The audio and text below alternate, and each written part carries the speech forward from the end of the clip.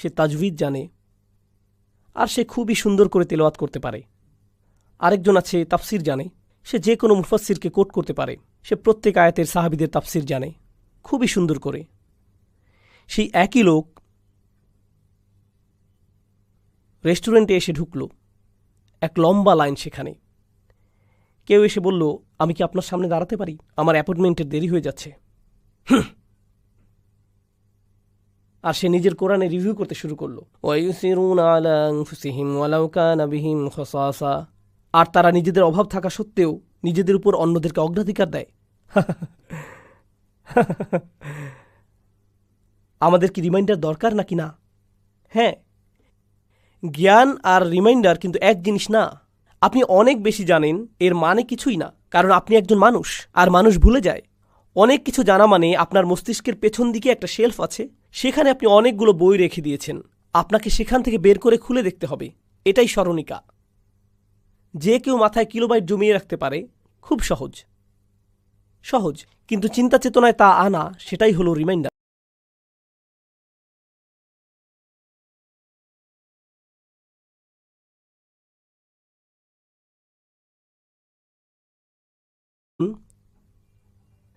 তিনি বলছেন তিনি মানবজাতি সৃষ্টি করেছেন। মজার ব্যাপার তো এটা। যখন আল্লাহ আজ্জা ওয়া জাল্লা আমাদের সৃষ্টি করলেন, তিনি আমাদের প্রাণীদের থেকে ভিন্ন বানালেন, কিন্তু প্রাণীদের সাথে আমাদের কিছু মিলও আছে। এখানে বাচ্চারা আছে, বলো তো প্রাণীদের সাথে আমাদের মিল কোথায়? বলো। আমরা খাই, ঠিক। শারীরিকভাবে প্রাণীদের সাথে আমাদের মিল কি? আমাদের পা আছে, প্রাণীদেরও পা আছে। আমাদের নাক আছে, প্রাণীদেরও নাক আছে। আমাদের চোখ আছে, প্রচুর প্রাণীদের চোখ আছে। আমাদের কান আছে, প্রাণীদেরও কান আছে। আমাদের পেট আছে, প্রাণীদেরও পেট আছে, ঠিক। প্রাণীদের সাথে আমাদের অনেক মিল, তাই না? আল্লাহ আজ্জা ওয়া জাল মানব জাতিকে ভিন্ন বানিয়েছেন, আর সব কিছুর মধ্যে আমাদের শারীরিক অবয়ব ভিন্ন। প্রাণীদের সাথে আমাদের কিছু কিছু মিল আছে, কিন্তু অমিলও আছে। তবে যেটা আসলে আমাদের ভিন্ন, সেটা কি? তিনি বলছেন তিনি মানবজাতিকে সৃষ্টি করেছেন আর মানুষকে কথা শিখিয়েছেন। আল্লামাহু আল বায়ান। তিনি মানুষকে স্পষ্ট পরিষ্কার কথা শিখিয়েছেন। আসলেই দেখুন, অন্য কোনো প্রাণীদের কথা বলার সক্ষমতা আমাদের মতো নয়। অন্য কারোই মানুষের মতো এরকম পরিশীলিত আর জটিল যোগাযোগের ক্ষমতা নেই। আমাদের শুধু একটি ভাষা নয়, অগণিত ভাষা আছে। আমরা শুধু শব্দে বলি না, লেখাতেও বলি। এখন তো আমরা ডিভাইসে কথা বলি। আমরা বিভিন্নভাবে যোগাযোগ করতে পারি। আমরা ইশারা ইঙ্গিতে কথা বলতে পারি। আমরা শব্দ ভাষা দিয়েও যোগাযোগ করতে পারি। আমাদের যোগাযোগ আর কারো মতো নয়, এটাই আমাদের শ্রেষ্ঠত্ব প্রমাণ করে, ঠিক। প্রাণীরা কিভাবে যোগাযোগ করে? কিভাবে তারা ভাব প্রকাশ করে? অদ্ভুত সব শব্দ করে। কিংবা ধরুন কোনো প্রাণী ক্ষুধার্ত, সে কি করে? আক্রমণ করে। একটা সিংহ যদি ক্ষুধার্ত থাকে আর আরেকটি সিংহ যদি ক্ষুধার্ত থাকে, দুটোই একই ভেড়ার দিকে তাকিয়ে আছে। ওরা কি বলে? আসো ভাগাভাগি করি, একসাথে খাই। এমন করে তারা। কি করে তারা? তারা মারামারি করে সেই ভেড়াটি নিয়ে, ঠিক। এভাবেই তারা যোগাযোগ করে, মারামারি করে। মানবজাতি শ্রেষ্ঠতর, কারণ আমি আপনি যদি একই জিনিস চাই, তবে একে অন্যের সাথে লেগে যাবার আগে কি করতে পারি? আমরা কথা বলতে পারি, বোঝাপড়া করতে পারি। এটাই আমাদের মনুষ্যত্ব। বুঝতে পারছেন কি বলছি? মানুষ যখন একই জিনিস চায়, তখন তারা কি করতে পারে? কথা বলতে পারে। এটাই আমাদেরকে মানুষ বানায়। আর যদি আমাদের এই বোঝাপড়া করার সক্ষমতা না থাকে, তবে প্রাণীদের সাথে আমাদের কোনো পার্থক্য নেই। এটা আজকের সময় বোঝা খুবই জরুরি, তাই না? কারণ আজকের পৃথিবীতে অনেক কিছুই দেখি যেগুলো দেখে মানুষের কাজ মনে হয় না। দেখে কি মনে হয়? প্রাণীদের কাজ, জানোয়ারদের কাজ। কিন্তু সামনে আগানোর পূর্বে আমি আপনাদের আরও কিছু বলতে চাই। আর রহমান আল্লামাল কুরআন খলাকাল ইনসান আল্লামাহুল বায়ান, সেটা নিয়ে। সেটা হলো সুবহানাল্লাহ। আল্লাহ জানেন তিনি কাকে সৃষ্টি করছেন। আল্লাহ আলামুমান খলাক। তিনি কি জানেন না তিনি কি সৃষ্টি করছেন? তিনি মানুষ সৃষ্টি করেছেন। যখনই আল্লাহ কিছু সৃষ্টি করেন, তিনি জানেন এর মানে কি। ঠিক একজন কারিগরের মতো। যখন কোনো কারিগর গাড়ি তৈরি করে, সে আপনাকে বলে দেয় যে তাতে আপনি গ্যাসোলিন ভরতে পারবেন নাকি ডিজেল ভরতে পারবেন। আপনি যদি ডিজেল ইঞ্জিনে গ্যাসোলিন ভরেন বা গ্যাসোলিন ইঞ্জিনে ডিজেল ভরেন তাহলে সেটা কাজ করবে না। তো একজন কারিগর শুধু কিছু নির্মাণই করে না, বরং সে নির্মাণ করে সেটার সামগ্রিক ব্যাপারগুলোও জানায়। তাছাড়া কারিগর কিছু নির্মাণ করে সেটার উদ্দেশ্যও আপনাকে বলে দেয়। আপনি কোনো ইস্ত্রি বানিয়ে বলেন না এটার উপর ডিম ভাজি করতে পারবেন। আপনি ইস্ত্রি তৈরি করেন কিসের জন্য? কাপড়ের জন্য। সব কিছুরই একটা উদ্দেশ্য আছে। মানব জাতিকে সৃষ্টি করা হয়েছে, তাই মানুষেরও কী থাকার কথা? উদ্দেশ্য। এখন ধরুন আপনি কোনো ডিভাইস দেখলেন, কেউ একজন আপনার বাসায় একটা ইলেকট্রিক মেশিন দিয়ে গেল, আপনি বুঝতে পারছেন না এটা কি। আপনি খুলে দেখলেন, বুঝতে পারছেন না সেটা কি। সাধারণত সেগুলোর সাথে কি থাকে? Instruction manual. সেটাই আপনাকে বলে দেয় সেই ডিভাইসের কাজ কি, আপনি কিভাবে ব্যবহার করবেন। সেভাবেই ব্যবহার করা সর্বোত্তম। এভাবেই এটাকে কাজে লাগাবেন। ম্যানুয়াল ছাড়া আপনি জানতেই পারবেন না এটার কাজ কি, এটা কি করে, কিছুই বুঝবেন না। মানুষকে আল্লাহ সৃষ্টি করেছেন যে কোনো পণ্য, এই পণ্য মানুষ কি ছাড়া মূল্যহীন? দিক নির্দেশনা ছাড়া। বরং ইঞ্জিনিয়ারিংয়ে যারা ইঞ্জিনিয়ারিং বা ম্যানুফ্যাকচারিংয়ে আছেন তারা জানবেন পণ্য আগে আসে নাকি ম্যানুয়াল আগে আসে। ব্লু প্রিন্ট আগে আসে, নকশা, নির্মাণ কৌশল আর ডিজাইন প্রথমে আসে, প্ল্যানিং প্রথমে আসে। এই পণ্য এই কাজ করবে, এটার কাজ হলো এই। আল্লাহ কি প্রথমে মানুষ সৃষ্টির কথা বললেন নাকি মানুষের ম্যানুয়ালের কথা আগে বললেন? তিনি ম্যানুয়ালের কথা আগে বললেন। ম্যানুয়াল না থাকলে কোনো উদ্দেশ্যও নেই, কোনো উদ্দেশ্য বাকি নেই। এই ম্যানুয়াল ছাড়া আপনি আপনার অস্তিত্বের কারণ জানবেন না। এই বই ছাড়া আপনার জীবনের উদ্দেশ্য আর অর্থ জানতে পারবেন না। খলাকাল ইনসান, অসাধারণ জিনিস হলো আরবি ভাষায় ইনসান শব্দটি আসে নিসিয়ান থেকে। অনেকেই বলেন যে এটা নিসিয়ান থেকে আসে, এর অর্থ হচ্ছে ভুলে যাওয়া। আল্লাহ জানেন মানুষ খুবই ভুলুমনা। যখন কেউ খুব ভুলুমনা হয় তার কি প্রয়োজন হয়? ভেরি গুড, তাদের রিমাইন্ডার লাগে, তাদের কোনো ক্যালেন্ডার অ্যাপ লাগে, ওটা আওয়াজ করতে থাকে। তাকে ফোন করো। নামাজের সময় আপনাদের ফোনে অ্যাপ আছে যে আজানের সময় বলে দেয়, ঠিক মনে করিয়ে দেয়। সর্বক্ষণ আমাদের রিমাইন্ডার প্রয়োজন। আমি নিজে কিছু কাজে বেশ ভালো, আবার অন্য কাজে খুবই বাজে।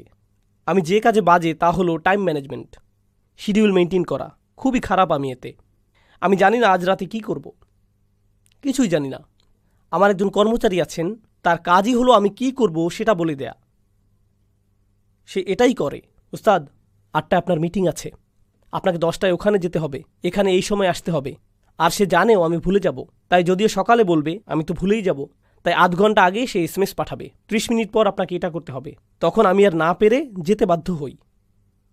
আল্লাহ সাক্ষী, আমি পরদিন কি করব তা কখনোই আগের দিন জানি না। এখানে উড়ে আসার আগে আগের রাতে 10টায় আমি SMS পেলাম, ওস্তাদ ব্যাগ রেডি করেছেন, কাল আপনার ফ্লাইট আছে। ইন্নালিল্লাহ, তাহলে আমাকে প্যাকিং শুরু করতে হবে। মানবজাতি কি করে? ভুলে যায়। কেউ যখন খুব ভুলুমনা হয় তখন তার কি লাগে? রিমাইন্ডার লাগে, মনে করিয়ে দিতে হয়। আপনাদের আরেকটি উদাহরণ দিই, এটা আমার উদাহরণ ছিল, আপনাদেরকে অন্য আরেকটি দিচ্ছি। মানুষজন কাজ করে, এখানে কারা কারা চাকরি করেন? খুব ভালো, ভালো, মাশা আল্লাহ।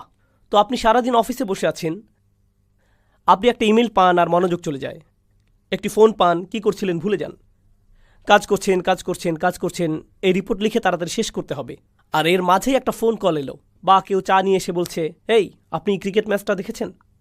আর আপনিও হ্যাঁ অনেক জোশ ছিল। সব ভুলে গেলেন, মনোযোগ চলে গেল। শেষমেশ যখন কাজে ফিরে ইমেল খুলে দেখেন, আর আপনার একটা ইমেল দেখার কথা ছিল, মাত্র একটা ইমেল খোলার কথা ছিল, কিন্তু ইনবক্সে কি এখন একটা ইমেল না, সেখানে 20টি ইমেল চলে এসেছে। তো আপনি কি করলেন? সবগুলো ইমেল চেক করা শুরু করলেন। আর যখন সবগুলো ইমেল চেক করা হলো, ইনবক্স ছেড়ে আসছেন, আর তখনই কেউ বলল, আমার ইমেল চেক করেছেন? আমি ভুলে গিয়েছি আপনার ইমেল চেক করতে। আবার ফিরে যান। আপনি প্রথমবার সেখানে গিয়েছিলেন মূলত সেই লোকটার ইমেলই চেক করতে, কিন্তু গিয়ে সবারটাই চেক করলেন, তারটা করলেন না। এমনটা হয় কি না? তো মানবজাতি কি করে? তারা ভুলে যায়, মনোযোগ সহজেই চলে যায়। যখন কেউ সহজেই বিক্ষিপ্ত হয়ে যায় আর বারবার হয়, তখন তাদের বারবার মনে করিয়ে দেয়া লাগে, ঠিক কি না? আল্লাহ আমাদের কোরআন দিয়েছেন, কোরআনে কি পুনরাবৃত্তি আছে? আল্লাহ বারবার বলেছেন, ওয়াযাক্কির বিল কুরআন মান ইয়াখাফু ইয়াঈদ কাল্লা ইন্নাহা তাযকিরাহ ইন হুয়া ইল্লা যিকরুন ওয়া কুরআনুম মুবিন। কোরআন দিয়ে তাদেরকে রিমাইন্ডার দাও, বারবার স্মরণ করিয়ে দিতে থাকো, খুবই শক্তিশালী স্মরণিকা এটা। আপনি যা জানেন তা আবার বলা, আর তা আপনাকে শুনতে হবে। কারণ কি? আপনি বারবার ভুলে যান। কেউ খুতবা দিচ্ছে, মানুষজন বলছে এই সপ্তাহের খুতবা ছিল সূরাতুল আসর নিয়ে। মানুষজন বলছে আরে আমি তো সূরা আসর জানি, নতুন কিছু বলুন, নতুন কিছু দেন। না রে ভাই, আপনার কি দরকার? রিমাইন্ডার। আপনার নতুন কিছু দরকার নেই। পুরনো জিনিসই জানেন না আপনি, পুরনোটাই জানেন না। আমার বনু ইসরায়েলের কথা মনে পড়ছে। বনু ইসরায়েলরা আরবের সবচাইতে শিক্ষিত গোষ্ঠী ছিল, ঠিক? তাদেরকে বলা হতো আহবার। আহবার। তাদের মধ্যে লেখালেখির এতই মানুষ ছিল যে তাদের কালির মানুষ বলা হতো। তাদেরকে এমনই বলা হতো। খুবই জ্ঞানী মানুষ ছিল তারা। তারা কি নবীদের কাহিনী জানে? হ্যাঁ, তারা তো আরবদের চাইতে অনেক ভালো জানে। সাহাবীরা মুসা আলাইহিসসালামের কথা হয়তো প্রথমবারই শুনেছে। তারা তো জানেন না মুসা কে, কিছুই জানেন না। কিন্তু কারা মুসা আলাইহিসসালামকে অনেক দিন ধরে চেনে? বনী ইসরাইল। আমাদের কোরআন তো মাত্র ৬০০ পৃষ্ঠার, আর তাদের বাইবেলে ৪টি বই আছে শুধু মুসার জীবনী নিয়েই। ১০০০ পৃষ্ঠা শুধুই মুসার। তারা আমাদের চাইতে অনেক বেশি জানে। তারা অনেক অনেক জানে। যদিও তারা এসব জিনিস অনেক বিকৃত করেছে, কিন্তু তাদের বইতে অনেক বেশি তথ্য জমা আছে। আর কোরআন আসলে ৬০০ পৃষ্ঠা বা তারও কম, আর এতে অনেক বেশি পুনরাবৃত্তি আছে। আপনি যদি একে কমাতে কমাতে শুধু তথ্যগুলো রাখেন, তাহলে খুব কম তথ্যই পাবেন কোরআনে। অনেক বেশি পাবেন রিমাইন্ডার, উপদেশ, কিন্তু অনেক কম তথ্য। এখন চিন্তা করে দেখুন, ইহুদিরা, ইহুদিদের আলেমরা, আহবার, রাবাইরা, তারা কি আদম আলাইহিসসালামের ঘটনা জানে? অবশ্যই। তারা কি জানে ইবলিস কী করেছিল? ইবলিস সিজদা দিতে অস্বীকার করেছিল। তারা গল্পটা জানে। কিন্তু রাসূল সাল্লাল্লাহু আলাইহি ওয়াসাল্লাম যখন আসলেন, তারা তাকে মেনে নিতে অস্বীকার করল, কারণ তিনি আরব। তারা বলল সে নিম্নবর্ণের, আমরা তাকে মেনে নেব না, কারণ সে আরব, কারণ সে আরব। তারা কার মতো করেছে? ইবলিস। সে বলেছিল আমি আদমকে মেনে নেব না, কারণ সে কি? নিম্নবর্ণের। ইহুদিদের এমন ঘটনা মনে করিয়ে দেয়া দরকার যা তারা আগেই জানে, ঠিক কিনা? এই জ্ঞানীগুণীরা হাজার হাজার পৃষ্ঠা জানে, কিন্তু এই মৌলিক ব্যাপার ভুলে গেছে, মৌলিক বাস্তবতা। এমনটা কি মুসলিমদের সাথে হয়? আমি তো বলি হ্যাঁ, সবসময় হয়। আমাদের জন্য এটা খুবই মজাদার। কি মজা? কোরআনে আমাদের এমন আয়াত আছে, ধরুন কাউকে চেনেন, সে তাজউইদ জানে, আর সে খুবই সুন্দর করে তেলাওয়াত করতে পারে। আরেকজন আছে তাফসির জানে, সে যে কোনো মুফাসসিরকে কোট করতে পারে। সে প্রত্যেক আয়াতের সাহাবীদের তাফসির জানে খুবই সুন্দর করে। সেই একই লোক রেস্টুরেন্টে এসে ঢুকল, এক লম্বা লাইন সেখানে। কেউ এসে বলল আমি কি আপনার সামনে দাঁড়াতে পারি? আমার অ্যাপয়েন্টমেন্টের দেরি হয়ে যাচ্ছে। আর সে নিজের কোরআনে রিভিউ করতে শুরু করলো, ওয়ায়ুসিরুনা আলা আনফুসিহিম ওয়ালাউ কানা বিহিম খাসাসা। আর তারা নিজেদের অভাব থাকা সত্ত্বেও নিজেদের উপর অন্যদেরকে অগ্রাধিকার দেয়। আমাদের কি রিমাইন্ডার দরকার নাকি না? হ্যাঁ, জ্ঞান আর রিমাইন্ডার কিন্তু এক জিনিস না। আপনি অনেক বেশি জানেন এর মানে কিছুই না, কারণ আপনি একজন মানুষ, আর মানুষ ভুলে যায়। অনেক কিছু জানা মানে আপনার মস্তিষ্কের পেছন দিকে একটা শেলফ আছে, সেখানে আপনি অনেকগুলো বই রেখে দিয়েছেন। আপনাকে সেখান থেকে বের করে খুলে দেখতে হবে। এটাই স্মরণিকা। যে কেউ মাথায় কিলোবাইট জমিয়ে রাখতে পারে, খুব সহজ সহজ, কিন্তু চিন্তা চেতনায় তা আনা, সেটাই হলো রিমাইন্ডার। এজন্যই আল্লাহ বলছেন তিনি কোরআন শিখিয়েছেন মানব জাতিকে। এখন আল্লামাহুল বায়ান নিয়ে কিছু কথা, খুব অসাধারণ, অসাধারণ। এটা আমার ভূমিকার শেষ অংশ, আরও অনেক কিছু বলতে হবে, আমাদের সূরাটি তো শেষ করতে হবে। তাই আমরা আল্লামাহুল বায়ান নিয়ে অল্প কিছু বলবো। তিনি মানব জাতিকে আল বায়ান শিখিয়েছেন। আল বায়ান অর্থ কি জানো? কথা। আপনাদের বলি, আল কালাম আছে, সেটার অর্থও কথা। আল হাদিস শব্দের অর্থ আরবিতে কথা। আল্লামাহুল লিসান, জিব্বা, সেটার মানেও কথা। আল লুগা মানেও কথা। কথার জন্য অনেক শব্দই আছে। তাহলে কেন তিনি ব্যবহার করলেন আল বায়ান? কেন সেটা করলেন? সেটার একটা গুরুত্বপূর্ণ কারণ আছে। বায়ান আসে বানা ইয়াবিনু শব্দমূল থেকে, বায়ানান। আর বানা মানে দুটো জিনিসকে আলাদা করা। আপনাদের বলি সেটার তাৎপর্য কি। যখন মানুষ কথা বলে, যখন আমি আপনাদের সাথে কথা বলছি,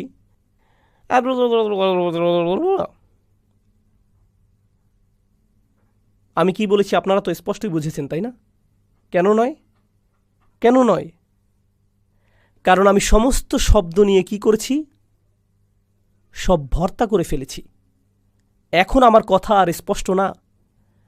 আপনাকে স্পষ্ট কথা শুনতে হলে কি করতে হবে? আলাদা করতে হবে। প্রত্যেক শব্দ স্পষ্ট হতে হবে, তখনই কথা স্পষ্ট হবে। আমার কিছু বন্ধু আছে গায়ানার। আপনারা জানেন গায়ানা কোথায়? গাইনিজ লোক অসাধারণ। তারা মনে করে যে ইংরেজিতে কথা বলছে। তারা কিছু একটা বলে, মনে করে সেটাই ইংরেজি, কিন্তু সেটা গাইনিজ। তো আমার একজন গাইনিজ বন্ধু আছে, সে আমার সাথে ইংরেজিতেই কথা বলে, কিন্তু যখন নিজের গাইনিজ বন্ধুদের সাথে কথা বলে তখন গাইনিজ ইংলিশে বলে। তো একদিন আমরা একসাথে আছি, এমন সময় সে তার গাইনিজ বন্ধুদের সাথে কথা বলছিল। আবি গাথি লাডা। কি বললে তুমি? আমি তো ইংরেজিতেই বলেছি। বললাম আবার বলো। আবি গাথি লাডা। আবি গাথে লাডা আবার কি জিনিস? সে বলল ওই যে গাড়িটা ওখানে, আবি গাথে লাডা। বললাম আমাকে ব্যাখ্যা করে বলো এর মানে কি। সে যেটা বলেছিল তা হলো I have been something like that too. আ কিসের জন্য? আই। বি হচ্ছে আই হ্যাভ বিন, আগে থেকে। আবি। গা got, I have been got. টি, টি অর্থ থিং, মানে আ থিং। জিনিসটা টি হয়ে গেল, আঠি। আবি গাঠি। লা, লা মানে লাইক। ডা মানে হলো দ্যাট। আবি গাঠি লাডা। অন্যজন বলছে মিঠু।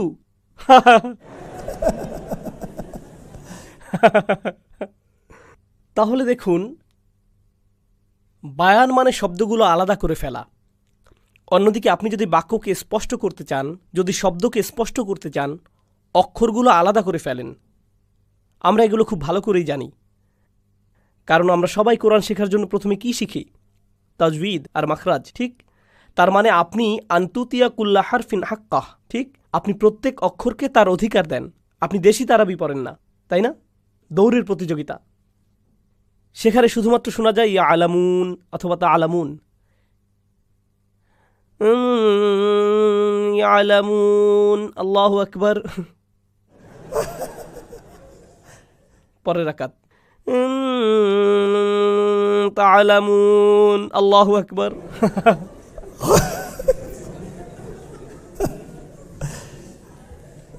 আমি তাদেরকে বলি ইয়া আলামুন তা'লামুন হাফিজ, কারণ সেটা পরিষ্কার কথা না। তো তাই কথাকে স্পষ্ট করার জন্য অক্ষরগুলো কি আলাদা হতে হবে। এখন দেখুন, কোনো প্যারাগ্রাফকে স্পষ্ট করতে হলে বাক্যগুলোকে কি হতে হবে? আলাদা। অধ্যায় স্পষ্ট হতে হলে প্যারাগ্রাফ আলাদা হতে হবে। বইকে স্পষ্ট হতে হলে অধ্যায়গুলোকে আলাদা হতে হবে। কোনো বিষয় স্পষ্ট হতে হলে বইগুলো আলাদা হতে হবে। কোনো লাইব্রেরিকে বোধগম্য হতে হলে বিভাগগুলো আলাদা হতে হবে। সমস্ত বিষয়বস্তু, সমস্ত জ্ঞান বিজ্ঞান দিন শেষে আপনি কিভাবে আলাদা করেন সেটাই। কোনটি কোন বিষয়ের অভ্যন্তরে পড়ে, কোন বিষয় নিয়ে পড়ছেন যায় আসে না, সব কিছুই আলাদাকরণের ব্যাপার। যেমন ওটা পঞ্চম অধ্যায়ের পরে সপ্তম অধ্যায়ের বিষয়, এটার সাথে ওটা আলাদা করতে হবে। দুটো একত্রে রাখলে বিভ্রান্ত হবেন, আলাদা করলে স্পষ্ট হবে। তাহলে এসব আলাদা করলে জিনিস স্পষ্ট হয়। বুঝতে পারছেন সব কিছু? এখন বানা ইয়া বিনু শুধু কথার স্পষ্টতাই বোঝায় না, বরং সব কিছুতেই বোঝায়। ভালো জিনিস মন্দ জিনিস থেকে আলাদা করতে হবে, সত্যকে মিথ্যা থেকে আলাদা করতে হবে, যা বোধগম্য তা অর্থহীন থেকে আলাদা করা উচিত, যেটা প্রমাণের উপর ভিত্তিশীল তা গল্প থেকে আলাদা করতে হবে। সত্যকে স্পষ্ট করার জন্য জিনিস আলাদা করা প্রয়োজন। মানবজাতিকে জিনিস আলাদা করার সক্ষমতা দেয়া হয়েছে যেন তারা স্পষ্টভাবে সব কিছু বোঝাতে পারে। দেখুন, কিছু মানুষ আছে তারা পারে না। আল্লাহ যদিও তাদের চিন্তার ক্ষমতা দিয়েছেন, তবুও তারা পরিষ্কারভাবে চিন্তা করে না, পরিষ্কারভাবে চিন্তা করে না। আর আল্লাহ এই আয়াতে বলছেন কেন তিনি আমাদের এসব আলাদা করবার সক্ষমতা দিয়েছেন। কি অসাধারণ ক্ষমতা, তাই না? কথা বলা।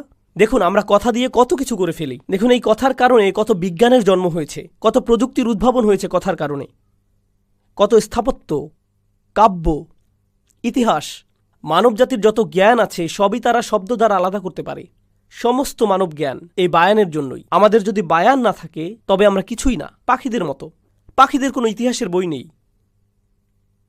আর আল্লাহ আমাদের শরীর এমনভাবে সৃষ্টি করেছেন যে আমরা আমাদের কথা রেকর্ড করতে পারি। যদি আল্লাহ আমাদের পাখির মতো শরীর দিতেন, কাঠবিড়ালির মতো শরীর দিতেন, তাহলে আমাদের এত জ্ঞান তা আমরা কি করতে পারতাম না? প্রকাশ করতে পারতাম না, লিখতে পারতাম না। আমাদের জিহ্বা এখন যেভাবে কাজ করে সেভাবে করতো না। আপনার মাথায় থাকতো, তবে আপনি বলতে পারতেন না। আল্লামাহুল বায়ান। কিন্তু এই সব কিছুর শেষে 4টি আয়াত, আর রহমান, আল্লামাল কুরআন, খলাকাল ইনসান এবং আল্লামাহুল বায়ান। এই 4টি আয়াত বুঝুন। আর রহমান, আল্লাহর সবচাইতে অসীম ভালোবাসা আর দয়া। তার সবচাইতে বড় দয়া কি? তিনি কোরআন শিখিয়েছেন। কাকে তিনি কোরআন শিখিয়েছেন? সেই মানুষকে যার ব্যাপারে তিনি জানেন যে তাকে বারবার বলতে হবে। তাই তিনি তাকে এমন কোরআন দিলেন যা পুনরাবৃত্তিতে ভরা। এরপর আল্লাহ বলছেন তিনি মানুষকে কথা শিখিয়েছেন, আলাদা করার সক্ষমতা। তাকে এই সক্ষমতা দিয়েছেন কারণ একদিন তিনি মানবজাতিকে এমন জিনিস দেবেন যা সত্য থেকে মিথ্যাকে চিরতরে আলাদা করে দেবে, হেদায়েত থেকে পথভ্রষ্টতাকে আলাদা করবে, স্পষ্টতা থেকে অস্পষ্টতাকে। তিনি শেষমেশ মানুষকে কোরআন পাঠাবেন। যদি তার বায়ান না থাকে, সে কোরআনের মর্ম বুঝবে না। যেন আল্লাহ বলছেন যে এই যে আপনারা কথা বলতে পারেন, মানব জাতি যে কথা বলতে পারে, তাদের এই সক্ষমতা দেয়াই হয়েছে যেন একদিন তারা আল্লাহর কালাম উপলব্ধি করতে পারে। তাছাড়া দেখুন, সবচাইতে বড় আলাদাকরণ হলো আল্লাহর কথা থেকে মানুষের কথাকে পৃথক করা। তারা জানবে যে এই দুইটি জিনিস এক নয়। তারা এই দুটোর মধ্যে পার্থক্য করতে পারবে। সব কিছু এই 4 আয়াতের মাঝেই চলে আসছে, সব কিছু মিলে যাচ্ছে। এজন্যই আমাদের কথা শেখানো হয়েছে। কথা নিয়ে আর একটা কথা বলেই আমরা সামনে আগাবো। এরপর মজা শুরু হবে। তখনই মজা শুরু হবে। আপনারা যদি ডিসপ্লেতে আমার দেয়া সেই ছবিটা দেন ইনশাআল্লাহ, তাহলে খুব ভালো হয়। এটা হচ্ছে আল বায়ানের জন্য আমার দেয়া ছবি। কোন কথা? আল্লাহ কি বলেছেন তিনি আরবি শিখিয়েছেন, নাকি তিনি বলেছেন তিনি কথা শিখিয়েছেন? কথার মধ্যে কি থাকে? চাইনিজ ভাষাও, ফিলিপিনো, বাহাসা, সোমালি, পাঞ্জাবি, গাইনিজ, বাংলা, ম্যান্ডারিন, সব কিছুই কে শিখিয়েছেন? আল্লাহ শিখিয়েছেন। কে কোরআন শিখিয়েছেন? আল্লাহ কোরআন শিখিয়েছেন। কে কথা শিখিয়েছেন? আমরা কোরআনকে সম্মান করি কারণ আল্লাহ শিখিয়েছেন। তেমনি আমাদের সমস্ত কথা, সমস্ত ভাষাও সম্মান করতে হবে কারণ আল্লাহ শিখিয়েছেন, তাই না? কেউ কেউ বলে আরবি হচ্ছে সর্বশ্রেষ্ঠ ভাষা। আমি মানি, কিন্তু তারা যেভাবে বলে তা হলো আরবি শ্রেষ্ঠ, বাকি সব ফালতু ভাষা। আমি একটি খুতবা শুনছিলাম, আরব দেশের কোথাও হচ্ছিল। يا أيها المسلمون انتبهوا لا تتعلموا لغة الكفار فإنها لغة جورج بوش تعلموا العربية فإنها من دينكم وأقيموا الصلاة কুফফারদের ভাষা শিখবেন না আপনারা, জর্জ বুশের ভাষা শিখবেন না, আরবি ভাষা শিখুন। স্যার, আপনি অনেক রেগে আছেন বুঝতে পারছি, কিন্তু একটু শান্ত হন। সমস্ত ভাষাই কার কাছ থেকে এসেছে? আল্লাহ, আল্লামাহুল বায়ান। সব ভাষাই আদম আলাইহিস সালামকে শেখানো হয়েছিল। তিনি তার সন্তানদের শিখিয়েছেন, তারা তাদের সন্তানদের শিখিয়েছে, তারা আবার তাদের সন্তানদের শিখিয়েছে। তো আমাদের আলটিমেট ভাষা শিক্ষক হলেন আদম আলাইহিস সালাম, আর তার শিক্ষককে আল্লাহ। ও আল্লামা আদামাল আসমা আকুল্লাহা। আল্লাহ আদমকে সমস্ত কিছুর নাম শেখালেন। আদম কথা বলতে জানতেন না, আল্লাহ তাকে কথা বলতে শেখালেন, শব্দের ব্যবহার শেখালেন। তাই এই পৃথিবীর যে কোনো মানুষ যে কোনো শব্দই যখন ব্যবহার করে, প্রকৃতপক্ষে সে আদম আলাইহিস সালামকে দেয়া জিনিস চালিয়ে যাচ্ছে। প্রত্যেক ভাষাই আল্লাহর দেয়া।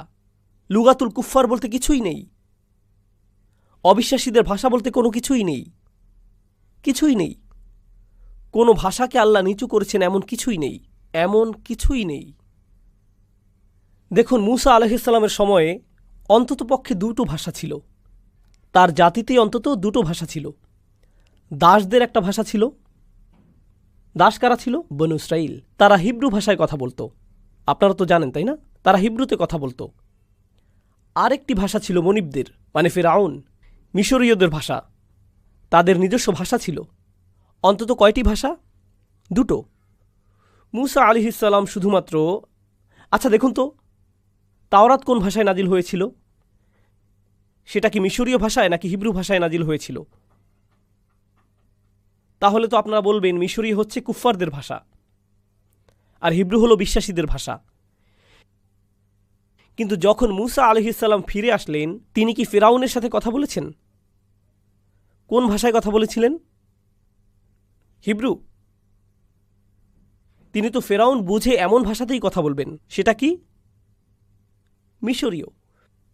মূসা আলাইহিসসালাম যখন বাবু ছিলেন, কারা তাকে তুলে নিয়েছিল? ইহুদিরা নাকি মিশরীয়রা? মিশরীয়রা। আর তাকে রাজপুত্র হিসেবেই বড় করেছিল। যদি তাকে রাজপুত্র হিসেবেই বড় করবে, তাহলে তার নাম হিব্রুতে রাখবে নাকি মিশরীয় রাখবে? তার নাম মিশরীয় ভাষায়, কুফফারদের ভাষায় তার নাম। কি হলো আপনাদের? ভাষার মালিক আল্লাহ, তার মালিক আল্লাহ না। ভাষা ওয়াহির অংশ, ভাষা হলো ওয়াহি।